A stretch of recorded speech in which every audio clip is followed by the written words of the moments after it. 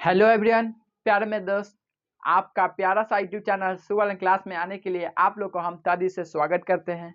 उम्मीद करता हूँ कि आप लोग बहुत ही अच्छे होंगे। आप लोग अपनी पढ़ाई लिखाई बहुत ही अच्छे तरह से कर रहे होंगे। जो आज की क्लास में हम जो बात करेंगे, आपको पढ़ा रहे थे चैप्टर नंबर 5, जिसको कहते हैं समांतर श्रेणी, शॉर्ट में उसको हम लोग एपी के भी नाम से जानते हैं। ठीक है, जो इसमें आपको चैप्टर नंबर जो बताएं, आपको 5 में आपको एक्सरसाइज करवा रहे थे 5.3। एक्सरसाइज यानी 5.3 यानी उसको प्रश्नावली भी कहते हैं। प्रश्नावली 5.3 में आपको हम क्वेश्चन नंबर आज हम 18 को बताएंगे। तो आप लोग बताइए कि रेडी हो पाए कि नहीं हो पाए। आप लोग रेडी हो जाइएगा। और जो भी बच्चे पहली बार इस चैनल पर आए हुए तो वीडियो को लाइक कर लीजिएगा, देख रहे होंगे तो, और सब्सक्राइब कर लीजिएगा। इस तरह का वीडियो आप लोग को हमेशा देते रहते हैं और क्लास को आपको अच्छे तरह से समझाते हैं। वीडियो में आप लोग को इतना ही प्यार के कारण और कोई बात नहीं है। तो चलिए हम क्लास को स्टार्ट करते हैं। आज हम 18 नंबर सवाल को देखते हैं। तो 18 नंबर सवाल आप देख रहे होंगे एनसीईआरटी बुक से, आप देखिएगा तो आपके पास एनसीईआरटी बुक होगा तो देख लीजिएगा। तो 18 नंबर सवाल को हम पढ़ते हैं जो आप एनसीईआरटी बुक से हैं। तो लाइन बाय लाइन सवाल को करवा दिए। ये भी बात आप याद रखिएगा कि आपको 18 भी करवा, 17, 16, 15 इससे सब क्वेश्चन आपको करवा है। मेरे यूट्यूब चैनल पर आपको मिल जाएगा। जो भी क्वेश्चन में डाउट होता होगा आप वीडियो को देखिए, बिल्कुल एक बार में क्लियर हो जाएगा। अभी जो हम 18 नंबर सवाल बता रहे हैं वो भी एक बार में बताने का प्रयास करेंगे वीडियो के माध्यम से, कि आप लोग पूरी अच्छी तरह से 18 नंबर सवाल को समझ जाएं। क्योंकि लंबा सवाल है 18 नंबर, 17 नंबर भी सवाल है, लेकिन कैसे बनेगा वर्ड प्रॉब्लम प्रश्न आपको समझना वही बात है। क्योंकि एग्जाम में ऐसा क्वेश्चन नहीं आएगा, ये नहीं करे कि यही आ जाएगा, नहीं, ऐसा नहीं आएगा। ये ऐसा क्वेश्चन नहीं है। आपको समझना है कि आप इस गहराई से आप पढ़े वर्ड प्रॉब्लम सवाल को पकड़ कर आप बना सकते हैं कि नहीं, ये सीखना है और कोई बात नहीं। चलिए सवाल हम 18 नंबर पढ़ते हैं। केंद्र ए से प्रारंभ करते हुए बारी बारी से केंद्र ए और केंद्र बी लेते हुए त्रिज्याओं 0.5 centimetre, 1.0 centimetre, 1.5 centimetre, 2.0 centimetre, 2.0 dot dot dot वाले उत्तरोत्तर अर्धवृत्तों को खींचकर एक स्पिरल बनाया गया है। जैसा आकृति 5.4 में दर्शाया गया है। 13 क्रमागत अर्धवृत्तों से बने इस स्पिरल की कुल लंबाई ज्ञात कीजिए। पाई का मान दिया है, आकृति हमको दिया है।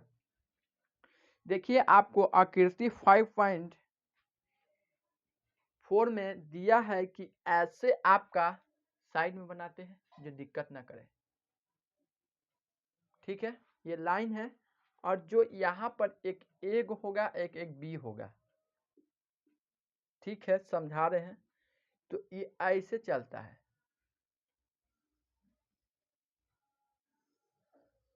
ऐसे। ठीक है, तो ये हो गया L1, इसी के ऊपर L3 चलता है और इसी के नीचे L2 चलता है और इसी के नीचे L4 चलता है।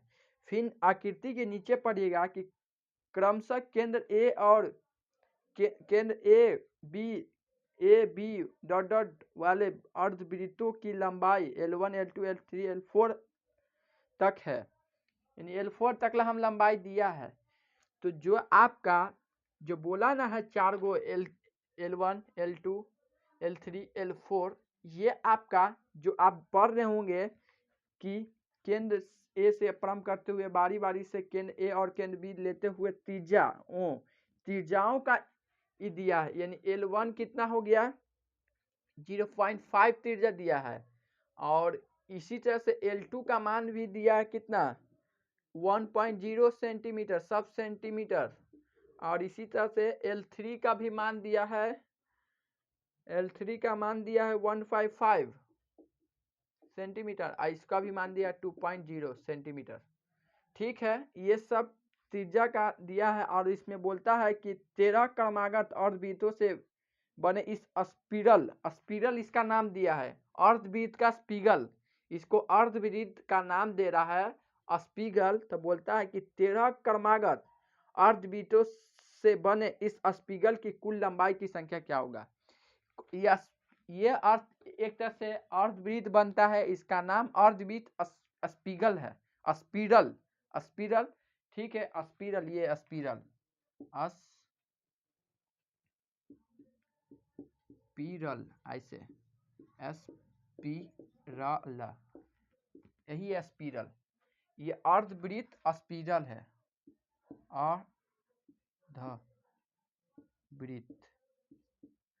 अर्धवृत्त स्पिगल।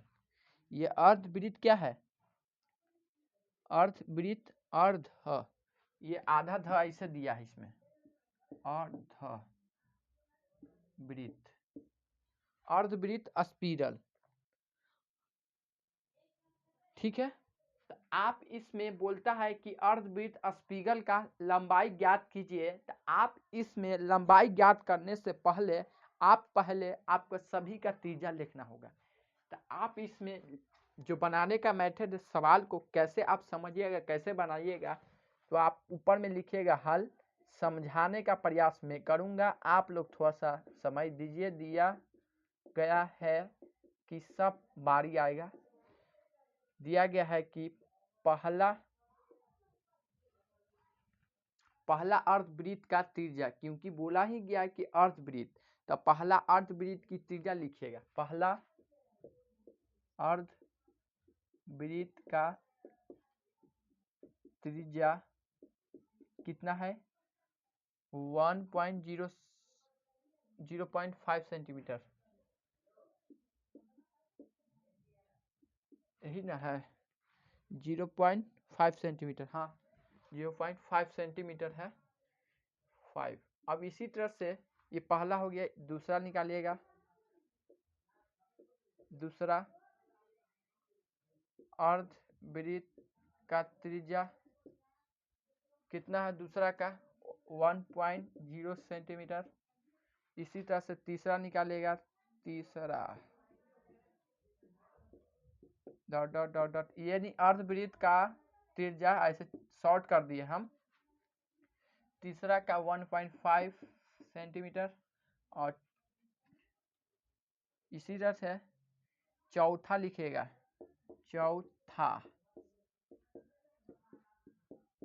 चौथा का 2.0 सेंटीमीटर, ठीक है। आप सबका त्रिज्या निकाल लिए। अब त्रिज्या निकालने के लिए आप निकाल लिए, अब बोलता है कि आप 13 क्रमागत अर्धवृत्तों का लंबाई ज्ञात कीजिए। यानी आपको बोला ही गया है सवाल में कि 13 क्रमागत अर्धवृत्तों से बने स्पिरल की कुल लंबाई ज्ञात कीजिए।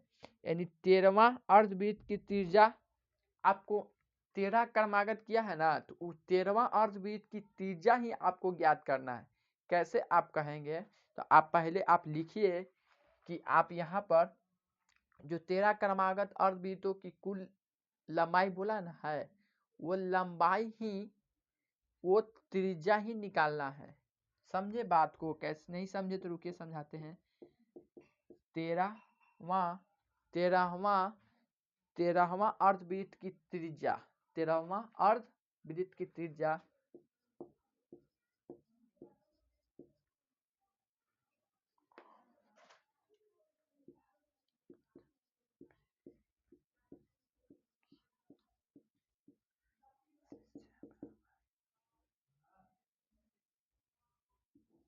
R3, आप इसको लिख सकते हैं।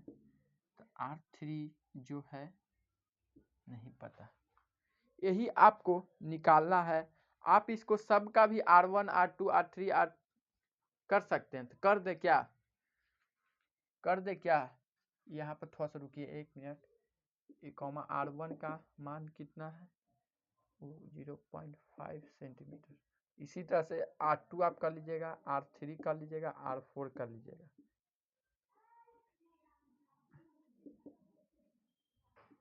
देखना चाहिए,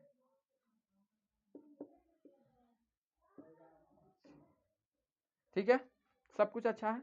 अब समझाते हैं। आप कह रहे होंगे कि 13 क्वेश्चन में जो बोला है कि 13 कर्मांध और बीच से बने स्पिरल की लंबाई ज्ञात कीजिए, या आपको जो लंबाई ही बोला है ना, ये त्रिज्या पहला का दिया, तीसरा का दूसरा दिया, तीसरा दिया, चौथा दिया, इस तरह से बोलता है कि अर्धवृत्त की 13 क्रमागत का निकालना है। कैसे आप 13 क्रमागत का इस तरह से जो लंबाई चला ना इसका अर्धवृत्त का पहला का त्रिज्या, दूसरा का त्रिज्या, चौथा का त्रिज्या, सब कर दिया। इसी तरह से बोलता है कि 13वां अर्धवृत्त की त्रिज्या क्या होगा, वही आपको याद करना। लंबाई हो यही त्रिज्या, यहाँ पर बात फंसाया गया। ठीक है, आप बात को समझिए थोड़ा सा। ठीक है, आप इस चीज को निकालिएगा तो आप कहिएगा कि सर कैसे निकालेंगे। ये एपी में एक तरह से बनेगा। कैसे एपी बनेगा, तो देखिए आप पहला एपी कैसे बनेगा, तो R1 फिर R2 निकलेगा, फिर R3 निकलेगा, R4 निकलेगा,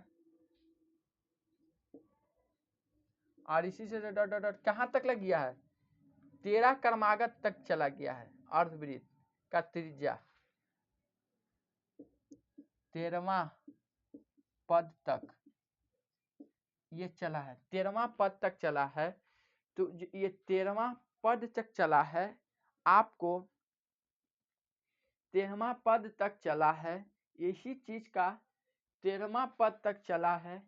ये 13 क्रमागत 13वां पद तक ऐसे चला है। तो आप बोलिएगा कि इसी का त्रिज्या खोजना है जो 13वां तक चला है। तो 13वां पद का लंबाई ज्ञात करना है, तो आप ए और डी निकालेगा इससे। फिर यहाँ पर 13वां पद बोला है, तो आप यहाँ पर 13वां पद का वैल्यू खोजिएगा, यानी 13वां पद को आप वैल्यू खोजिएगा an प्लस n-1 का सूत्र पर भरिएगा। तो ए का मान लिख दीजिएगा, डी का मान लीजिएगा, एन का मान, ये 13वां पद यहाँ लिखिएगा, एन का मान। आप कहिएगा कि सर कि जो आप बोले कि इसका मान ज्ञात करना है, यही आपका वैल्यू 13वां का यही बताएगा, ए एन का मान 13वां। समझे बात को थोड़ा, यही बताएगा आपको। तो आप यहाँ वैल्यू कीजिएगा, तो यहाँ पर इस तरह का जो मान पता चलेगा, आपका जो भी पता चले वो पता चल जाएगा। फिर इससे आप एसएन का सूत्र से आपको निकालना होगा क्या, उसका लंबाई पता चलेगा एसएन के सूत्र से। तो आप पहले जितना समझे आप उतना कीजिए। पहले आप यहाँ पर ए का मान 0.5 और डी का मान A2 माइनस A1 बराबर 1.0 माइनस 0.5। तो आप 1.0 में से 0.5 को घटाइएगा तो 10 में से 5, और ये हो जाएगा 0.5। ए का मान 0.5 और डी का मान भी 0.5। ठीक है, आपको पता चल गया। और एन का मान जो क्या है, एन का मान क्या है, एन का मान सॉरी एन का इसका तो मान पता ही करना है, R3। आप ये नहीं लिखिए, एन का मान लिखिए कि 13। ठीक है, आप यहाँ सूत्र पर भरिएगा। ये थोड़ा आपको मिटाते हैं, ये बात को हम समझाने के लिए लिखे थे कुछ बात को। यही 13वां इस तरह से जो घूम रहा है ना, यही R3 का मान ज्ञात करना है, त्रिज्या का मान ज्ञात करना है, लंबाई वही त्रिज्या, अर्धवृत्त, ये इस तरह का अर्धवृत्त बोला है। ये थोड़ा सा क्वेश्चन को अटपटा दिया है, हम जानते हैं, लेकिन आप थोड़ा प्रयास कीजिएगा, बन जाएगा तो बिल्कुल समझ में आएगा। थोड़ा सा समय दीजिए आप। हम क्वेश्चन को करवा रहे हैं ना, बहुत ही इतना इम्पोर्टेंट है, आप समझिए थोड़ा बात को। ठीक है, एन का मान ये मिला, इससे आप एन का सूत्र अभी बोले भरेला, क्योंकि ए एन बराबर ए प्लस n-1 इंटू में डी। आप यहाँ पर ये क्या बताएगा, R3 का वैल्यू, R3 ये यहाँ पर बताएगा, क्योंकि यहाँ 13वां पद। तो एन का मान यहाँ पर ए का मान क्या 0.5 है, प्लस एन का मान 13 भरिएगा ये, क्योंकि अभी बताए हैं आपको n-1 और डी का मान 0.5 ही दिया लगता है, सेम है। तो आप 0.5 में प्लस इसको 12 इंटू 0.5, तो यहाँ 0.5 प्लस गुना कीजिएगा 0.5 में 12 से गुना कीजिएगा तो आपका कितना आता है, 5 10 में 1 1 5 0 0 6 0, यानी आपको मिलेगा कितना, आप थोड़ा बताइएगा। तो यह पॉइंट सामने है तो पॉइंट यहाँ, तो आपको 0 नहीं लीजिएगा, आप 6.0 लिखिएगा डायरेक्ट। अब इतना लिखने के बाद कह रहे होंगे कि सर आप इतना क्यों बताएं। अब इसको आप 0.5 6.0 5.6 यानी 6.5 मेरा आया। आपका कितना आया तो बताइएगा। 6.3 सॉरी 6.5 आया। ये R3 का वैल्यू समझे। तो R3 का वैल्यू ये पता चला। ये क्या पता चला अभी आपको बताते हैं। ये R3 का वैल्यू पता चला है, इसका त्रिज्या खाली अभी पता चला है कि ये इतना है, त्रिज्या पता चला है। और इसमें बात बोला है कि वृत्त की, इसमें बोला है कि वाले उत्तरोत्तर अर्धवृत्त की खींचकर एक स्पिगल बनाया था। अर्धवृत्त की खींचकर स्पिगल बनाया गया है। स्पिगल अर्धवृत्त के खींचकर, तो अर्धवृत्त खींचकर स्पिगल बनाया था, उसका लंबाई आप निकालिएगा ना जी। तो वही आपको यहाँ पर अर्धवृत्त का खींचकर स्पिगल का लंबाई आप पहले निकालिए। देखिए थोड़ा सा क्वेश्चन बढ़ा जाएगा, क्या है कि हम सॉल्यूशन कर दे रहे हैं। आप देखिए थोड़ा सा।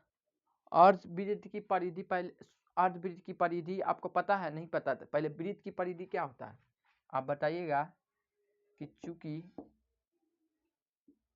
वृत्त का परिधि ये होता क्या है 2πr, और इसी तरह से बोला अर्धवृत्त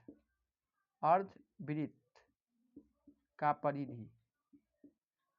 तो आप अर्धवृत्त बोला ना 2πr लिखिएगा, इसी से 2 से काट दिएगा, यानी अर्ध आधा यानी 2 से काट दीजिएगा तो πr मिलेगा। ये अर्धवृत्त का परिधि, ये वृत्त का परिधि 2πr, इसी का अर्धवृत्त बोला था यानी आधा यानी πr मिलेगा। ठीक है, πr मिल गया। आप क्या कीजिएगा कि अब R1 R3 R2 R3 तक यहाँ तक 13वां तक लिखिए। ये आप यहाँ पर 13वां, ये तो नहीं था, ये तो समझाए थे जखनी। तो 13वां तक ये ऐसा ही लिखना है आपको। क्यों लिखना है अभी हम बताते हैं। तो πr1 πr2 plus πr3 plus πr13 तक लिखना है। आप पहला का आर का मान भर दीजिए। आप पहले भरे से पहले पाई पाई पाई पाई पाई कॉमन कर लीजिए। तो यहाँ पर R1 मिलेगा प्लस R2 मिलेगा प्लस R3 मिलेगा प्लस R13। अब यहाँ पर सबका मान भरिएगा तो पाई आएगा, पाई कॉमन रहेगा। यहाँ पर भरिएगा जो भी आएगा 0.5 प्लस 1.0, दूसरा फिर तीसरा 1.5 प्लस 2.0, इस तरह से चलता है R3 तक का मान, जो अभी हम निकाले थे 6.5, ये R3 का मान। अब पता चल जाएगा कि पाई कॉमन हो गया, पाई कॉमन हो गया। अब पता चल जाएगा कि अर्धवृत्त का 13 क्रमागत वृत्त का लंबाई क्या होगा। अब पता चल जाएगा, बिल्कुल पता चलेगा। तो आप यहाँ पर देख रहे हैं उसकी अर्धवृत्त 13 क्रमागत का लंबाई क्या होगा। तो आप पहले बताइए कि एसन का सूत्र जो आप लिखिएगा n/2 ब्रैकेट बंद करके n/2। आप यहाँ पर थोड़ा समझिए बात को, कौन सा सूत्र लगाएंगे, चूंकि एन बराबर ये जो है ना इसका पाई यहाँ पर आएगा और इसके बाद में ब्रैकेट बंद करके n/2 और a प्लस l होगा। ये क्यों पाई आएगा, क्योंकि ये पाई साथ में ही चलेगा और ये एन 13 यहाँ पर लिखाएगा, क्योंकि 13वां बोला है कि n का मान 13 काम किया तो 13 लिख सकते हैं, नहीं भी लिखे कोई दिक्कत नहीं। अब पाई का मान 22/7 और यहाँ पर n का मान 13/2 और a का मान क्या लिखेगा जो 0.5 है। a का मान यहाँ पर a का मान सॉरी यहाँ और यहाँ पर प्लस है तो प्लस लिखिएगा। अब कह रहे हैं सर कि l क्या है, l आप l को आपको बोले थे कि n को आप l भी कर सकते हैं और इसका मान इसमें भर सकते हैं और इसका मान इसमें भी भर सकते हैं। तो अभी आप निकाले थे r 13 का मान, तो यहाँ पर भर सकते हैं आप। आपको सब हम पीछे रिपीट कर सकते हैं, क्लास में सब रिपीट किए हैं। तो यहाँ पर निकालिएगा कि S13 बराबर 22/7 है, ये 22/7 मान 22/7 ब्रैकेट बंद करके 13/2। इसको आप जोड़िए 0.5 को 6.5 जस हाथ में 1 7 गुना 7.0 यही आएगा। देखिए तो आपका इतना सही है, आप बताइएगा। तो आपको हम 0.5 को 6.5 में जोड़े हैं तो आपका कितना आया 7/2 गुना, ये सब गुना में ही है। तो आप एक काम कीजिए कि ये ब्रैकेट बंद किए हैं ना, आप इसको ब्रैकेट हटा दीजिए। क्यों हटाइएगा, क्योंकि सब गुना में है, ये भी गुना में है, ये भी गुना में ही छुपा है, इसको भी गुना में आया तो सब गुना में कर लेते हैं। तो गुना में हो गया, फिर से लिख दें, थोड़ा सा बढ़िया से लिख देते हैं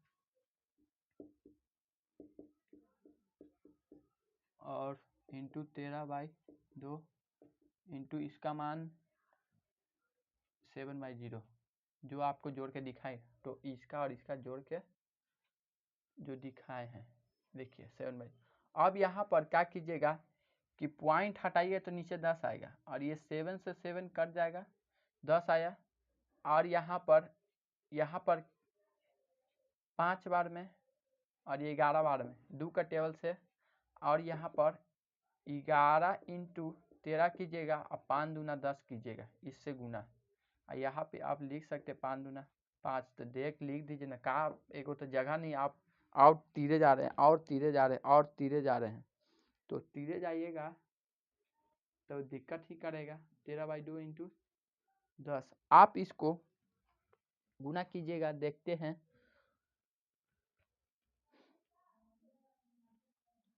सॉरी आप थोड़ा सा ध्यान दीजिए, 7.0 है, पॉइंट के आगे 0 का वैल्यू तो नहीं होता है, ये थोड़ा सॉरी, पॉइंट के आगे 0 का वैल्यू नहीं, तो 7.0 है, अंक यहाँ पर है तो 7 ही, यहाँ ऐसे रहता तो वैल्यू दिया था, लेकिन ऐसे रहता तो वैल्यू ना दिया था है, तो लगभग में 7 है, तो 7 आप डायरेक्ट लिख दीजिए, जो जोड़ के आया है आप यहाँ पर 7 आप डायरेक्ट लिखिएगा। सॉरी, अब यहाँ पर 7 से 7 कट जाएगा और यहाँ पर ये 2 से काट दीजिएगा, 11 मरते 11 इंटू 13 कीजिएगा तो आपको 147 लगता देता है आंसर की 1.3 आंसर है। यही आपका लंबाई पता चला है। अब कहेंगे सर इतना माथा पेची क्या कीजिएगा, ऐसा ही प्रोसेस से बनाने के लिए ही दिया है आपको, तो थोड़ा सा बात को समझिए, आप क्वेश्चन को बना लीजिए, समझने आता तो एक आध बार सवाल पढ़ के समझ लीजिए, और थोड़ा सा लंबा है, बुक लेके सवाल को समझाना चाहते हैं फिर से, क्योंकि अटपटा क्वेश्चन ही लग रहा है, देख रहा आकृति बेगा ये सब क्या दिया, ये सब क्वेश्चन एग्जाम में नहीं आएगा, हम बता दिए हैं कैसे सोल्यूशन इसका किया जा सकता है, बस आप समझ लीजिए। भी आपको हम बताते कैसे, आपको बोला था कि केंद्र, आप केंद्रवा भी मिटा दिए, समझाने के लिए भी रहता, तो आपको हम इसमें समझाने का प्रयास अपने मन से करते हैं, बुक का छोड़िए, हमको क्वेश्चन फिर से एक बार पढ़ देते। केंद्र ए से आरंभ करते हुए बारी बारी से केंद्र ए और केंद्र बी को लेते हुए त्रिज्या, यानी आपका जो सर्कल बनाए थे अर्धवृत्त का स्पिरल जो यहाँ पर ए और बी से केंद्र लेते हुए त्रिज्या बनाया था, वो मान लिया था कि त्रिज्या पहला का 0.5, फिर 1.0, 1.5, 2.0 सबका मान लिया था ए और बी से। फिर उसका बोलता है मान लिया था, तो फिर बोलता है कि डॉट डॉट डॉट वाले उत्तरोत्तर अर्धवृत्त का खींचकर एक स्पिरल बनाया गया। बोले ना वो जो बनाया है वो उसका नाम दिया है अर्धवृत्त का स्पिगल, तो अर्धवृत्त का स्पिगल बोला है। फिर इसके बाद बोलता है कि दर्शाया गया नीचे 5.4 में, फिर बोलता है कि 13 क्रमागत अर्धवृत्तों से बने इस स्पिरल की कुल लंबाई ज्ञात करें, यानी 13 क्रमागत अर्धवृत्त से बने स्पिरल की लंबाई ज्ञात करें, यानी 13वां वृत्त का त्रिज्या आप पहले आप निकालिएगा, तब उसका टोटल लंबाई आप निकालिएगा। ऐसे जो दिया है माथा है थोड़ा अलग टाइप का, तो हम बोले कि वहाँ 13वां पर अर्धवृत्त की त्रिज्या आर बड़ा 13 मान के कॉमा नहीं पता नहीं है। फिर एपी में इस तरह से दिया गया तो बना 13वां तक बोला था 13 क्रमागत, ऐसे किए ए और डी का मान यहाँ से पता किए और ये मान दिए 13वां पद तक बोला था, तो ये एन का काम करेगा। और इसके बाद में ए एन का सूत्र हम दिमाग लगाएं तो भरे, तो जो ये ए एन के जगह है आप R3 का ही मान पता चलेगा, क्योंकि सब ए का मान भरेगा, एन का मान और डी का मान सब है भरिएगा, तो यहाँ पर R3 का ही ना मान एक तरह से पता चलेगा। फिर पता चल जाता है तो इतना था 6.5। फिर बोलता है कि अर्धवृत्त खींचकर बनाएगा तो उसका लंबाई बोला था तो वृत्त का परिधि इतना होता, अर्धवृत्त निकाले तो आधा करके पाई आ रहेगा। फिर इसी तरह से पहला दूसरा तीसरा चौथा, यानी आपका पहला दूसरा तीसरा चौथा 13 तक लग गया था, सबका तीजा भर दिए, तीजा यानी पहले पाई कॉमन कर लिया, सबका तीजा भर दिया तो यहाँ पाई मिला। तो इसी तरह से फिर हम एसएन का सूत्र लिखे और यहाँ पाई जो मिला पाई रखे, और इसका काम सोचे दिमाग में, क्योंकि यहाँ पर एल का ये जो एन का मान ए एल का भी काम करता है, और चाहे R3 कहिए तो R3 का मान यहाँ पर भी जो मान आया यहाँ पर भर सकते हैं, आया ए एन कहिए आपका यहाँ भर सकते हैं। आपको बता दिए कि ए एन एल के अपोजिट काम करता है, और एल का मान ए एन की जगह भर सकते हैं, और एन का मान ए एन का मान एल की जगह भी भर सकते हैं। समझिए बात को, हम पिछले रिपीट कर चुके हैं, तो भर दिए। तो आप यहाँ पर पाई का मान n/2, इसका मान ए का मान 0.5 प्लस 6.5, इसको आप ऐसे ही रखिएगा, इसको गुना में है तो ये आ जाएगा, और इसको आप जोड़िएगा 7.0 है तो जीरो उतना समथिंग निगलेक्ट किया जाता है, तो आपकी ये 7 से 7 कट जाएगा 2 से 11 बार में, और 11 इंटू कीजिएगा तो 143 आपका आंसर आएगा। तो उम्मीद करते हो आप लोग समझ गए होंगे। आप लोग क्वेश्चन 18 नंबर एग्जाम देगा, हम नहीं पूछा, आप बना लीजिए कॉपी में, आप समझ लीजिए, बस आप बुक का सवाल हम करवा दिए हैं। मेरा फर्ज बनता था, नहीं समझ में आया, उम्मीद करता हूँ आप लोग को ये क्वेश्चन हमको लगता है जो बच्चे समझ गए उनके लिए बहुत ही अच्छा है, वो ये छोटे मोटे बच्चे के लिए नहीं, जो पढ़ते हैं अच्छे लेवल तक उनके समझ में आएगा, ऐसे नहीं है।